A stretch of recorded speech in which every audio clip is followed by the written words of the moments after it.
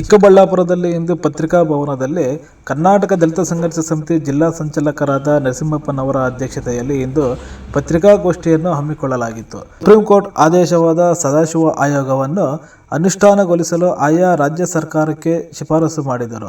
Supreme court ಆದೇಶವನ್ನು ಕಡೆಗಣಿಸಿ ಇದುವರೆಗೂ ರಾಜ್ಯ ಸರ್ಕಾರ ಅನುಮೋದನೆ ನೀಡಿರುವುದಿಲ್ಲ. ಸಿದ್ದರಾಮಯ್ಯನವರು ನಾನು ಅಹಿಂದ ಎಂದು ಹೇಳಿಕೊಳ್ಳುವವರು ಸದಾಶಿವ ಆಯೋಗ ವರದಿ ಅನುಷ್ಠಾನಗೊಳಿಸಲು ಮೀನಾಮೇಷ ಹೂಡುವುದು ಸರಿಯಿಲ್ಲ ಎಂದು ಜಿಲ್ಲಾಧ್ಯಕ್ಷ ನರಸಿಂಹಪ್ಪ ಪತ್ರಿಕಾಗೋಷ್ಠಿಯಲ್ಲಿ ತಿಳಿಸಿದರು. ಇದೇ ತಿಂಗಳು ದಿನಾಂಕ 12/9/2024ರಂದು ಅರಬೆತ್ತಲೆ ಕಾರ್ಯಕ್ರಮದ ಮುಖಾಂತರ ಜಿಲ್ಲಾಧಿಕಾರಿಗಳಿಗೆ ಇಡೀ ರಾಜ್ಯಾದ್ಯಂತ ಏಕಕಾಲದಲ್ಲಿ ಮನವಿ ನೀಡಲಾಗುತ್ತಿದೆ ಎಂದು ಹೇಳಿದರು.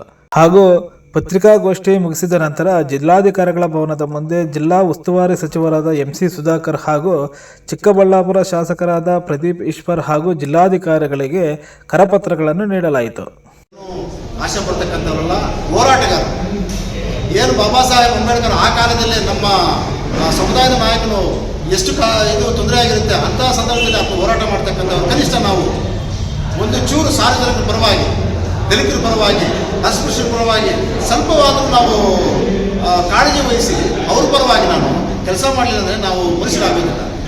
ನಾವು ಸರ್ಕಾರ ಮೀನಾಮರ್ಜಿ ಮಾಡಲಿಲ್ಲ ಅಂದರೆ ಮುಖ್ಯಮಂತ್ರಿಗಳ ಮನೆಗೆ ಮುತ್ತಿಗೆ ಹಾಕ್ತೀವಿ. ಸಚಿವರು ಏನಾಗುತ್ತಂದ್ರೆ ಈ ಜಿಲ್ಲೆ ಬಂದು ಯಾರು ಸಚಿವರು ಬರ್ತಾರೋ ಅವ್ರು ಗೆಲುವು ಮಾಡ್ತೀವಿ. ಈಗ ಸರ್ಕಾರ ನಾವೇನು ಸರ್ಕಾರನ ವಿಶೇಷವಾಗಿ ಕೇಳ್ತಾ ಇಲ್ಲ. ಈಗ ಭಾರತ ದೇಶದಲ್ಲಿ 50% ಮೀಸಲಾತಿ ಇದ್ದು 50ರಲ್ಲಿ 18% ಇತ್ತು. 18%ರಲ್ಲಿ 3% SC/ST ಹೋದರೆ 15% ನಮ್ಮ ಭಾಗ ಏನಿದೆಯೋ ಅದರಲ್ಲಿ ನಾವು ಕೇಳ್ತಕ್ಕಂಥ ವಿಚಾರ ಇದೆ. ನಾವು ಯಾವುದೇ ಕಾರಣಕ್ಕೆ ಹೆಚ್ಚಿಗೆ ಕೊಡುತ್ತೆ ಕೇಳಿಲ್ವಲ್ಲ. ನಾವು ಏನು 15% SC ಏನೋ 15% ಮೀಸಲಾತಿ ಇದೆಯೋ ಅದರಲ್ಲೇ ABCD ವರ್ಗೀಕರಣ ಮಾಡಿ, ಜನಸಂಖ್ಯೆ ಆಧಾರದ ಮೇಲೆ ವರ್ಗೀಕರಣ ಮಾಡಿ ಅಂತ ಕೇಳ್ತಾ ಇದ್ದೀವಿ. ಅದು ಬಿಟ್ಟು ನಾವು ಬೇರೆ ಏನು ಅವ್ರನ್ನ ಹೆಚ್ಚಿಗೆ ಕೊಡಿ ಅಂತ ಕೇಳ್ತಾ ಇಲ್ವಲ್ಲ. ಆದ್ದರಿಂದ ಸರ್ಕಾರ ಇದಕ್ಕೆ ಸ್ಪಂದನೆ ಕೊಡಲೇಬೇಕಾಗಿದೆ. ಈಗ ಸುಪ್ರೀಂ ಕೋರ್ಟ್ ಯಾಕೆ ಮಾಡಬೇಕಂತ ಆದೇಶ ಮಾಡಿದ್ರು? ಇದೇ ವಿಚಾರಕ್ಕೆ ಅವ್ರ ಬೇಡಿಕೆ ಸರಿ ಇದೆ.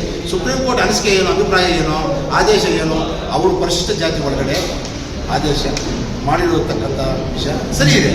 ಸರ್, ಸುಪ್ರೀಂ ಕೋರ್ಟ್ ಒಂದು ಒಳ ಮೀಸಲಾತಿ ಕುರಿತು ಒಂದು ರಾಜ್ಯ ಮಟ್ಟದ ಪದಾಧಿಕಾರಿಗಳ ಸಭೆಯನ್ನು ಕರೆದಿದ್ರು.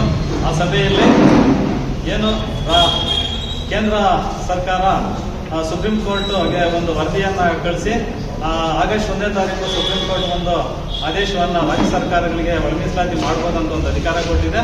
ಆ ಪೂರ್ವವಾಗಿ ನಮ್ಮ ಕರ್ನಾಟಕ ರಾಜ್ಯದ ಮಾನ್ಯ ಮುಖ್ಯಮಂತ್ರಿಗಳು ಸ್ವಲ್ಪ ವಿಳಂಬ ಮಾಡ್ತಾ ಇದ್ದಾರೆ.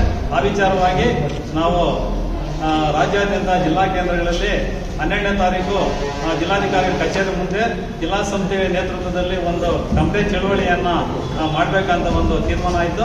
ಅದರ ಪೂರ್ವವಾಗಿ ಈ ದಿನ ಏನೋ ನಮ್ಮ ಚಿಕ್ಕಬಳ್ಳಾಪುರ ಪತ್ರಿಕಾ ಭವನದಲ್ಲಿ ಪೂರ್ವವಾಗಿ ಒಂದು ಪತ್ರಿಕಾಗೋಷ್ಠಿಯನ್ನು ಕರೆಯುವ ಮೂಲಕ ಈ ಒಂದು ಗೋಷ್ಠಿಗೆ ನಮ್ಮ